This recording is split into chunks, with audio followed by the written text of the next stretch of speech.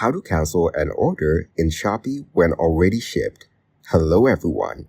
In this video, I will show you how to cancel an order in Shopee when already shipped. First, click on Me and To Pay to Ship. Find your order and click on the name of the order. If your payment is not successful, your order will be under To Pay. If you have made payment successfully, your order will be under To Ship before the seller ships it out. After that, click on Cancel Order to initiate a cancellation request. If the cancellation request is done before the payment is successful or before the seller arranges shipment, cancellation will not need the seller's approval and can be canceled immediately. However, the order will be automatically canceled by the system if it has not been shipped 3 days after days to ship.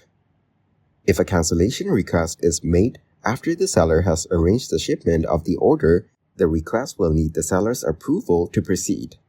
Any cancellation request not responded to by the seller within 1 day will be auto-accepted and refunded to the buyer. Thank you guys for watching this video. Hope you got some value. Make sure to like the video and subscribe to the channel to get notified of new videos. See you in the next one.